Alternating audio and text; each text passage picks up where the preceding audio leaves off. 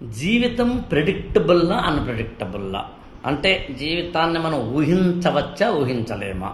ఎవరైనా ఈ భూప్రపంచంలో జీవితం ఎలా జరుగుతుందో ఊహించవచ్చు అంటే నా దృష్టిలో వాళ్ళకి మెచ్యూరిటీ లేదని, పరిపూర్ణత అంటే టువార్డ్స్ లైఫ్ లేదని, complete understanding of the life లేదని అర్థం.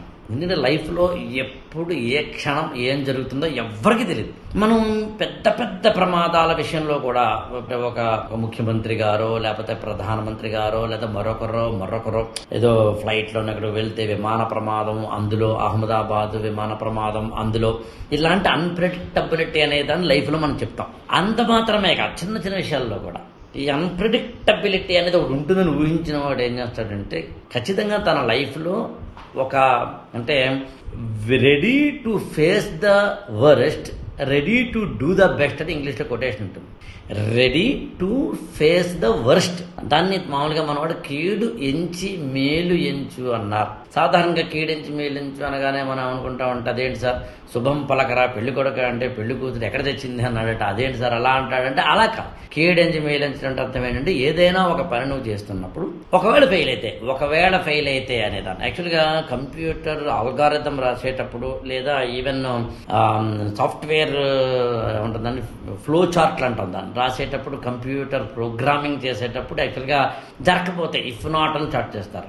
అంతెందుకు మనం చిన్నప్పుడు X is equal to Y అని నిరూపించడానికి ఫస్ట్ ఏం చేస్తాం, let X not is equal to Y అని స్టార్ట్ చేస్తాం. కావాలంటే చూడండి, అంటే X not is equal to వైతో స్టార్ట్ చేసి X is equal to Y అని చూపిస్తాం. లైఫ్ కూడా అంతే.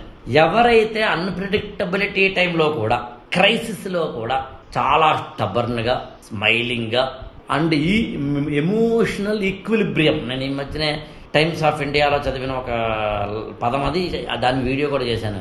Emotional balance, emotional checks, emotional అని చాలా ఉంటాయి. అవి కాకుండా emotional equilibrium is the best word యాక్చువల్గా. అంటే ప్రతి ఎమోషన్ని ఎలా ఎంత వదలాలి పట్టుకోవాలి ఇలాంటివి. సో అందుకని లైఫ్ అనేది అన్ప్రెడిక్టబిలిటీ అని.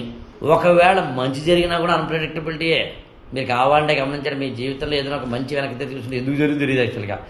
మంచి జరిగినప్పుడేమో దాన్ని ఆనందంలో మన అకౌంట్లో వేసుకుంటాం, చెడ్డ జరిగినప్పుడేమో దాన్ని తిరిగి అవతల అకౌంట్లో వేస్తాం, లేదా దేవుడి అకౌంట్లో వేస్తాం, లేదా కర్మ సిద్ధాంత అకౌంట్లో వేస్తాం, లేదా బ్యాడ్ లక్ అకౌంట్లో వేస్తాం, లేదా అబ్బో జాతకాల మీద వేస్తాం. ఏం కాదు, ఏదైనా ఒకటే.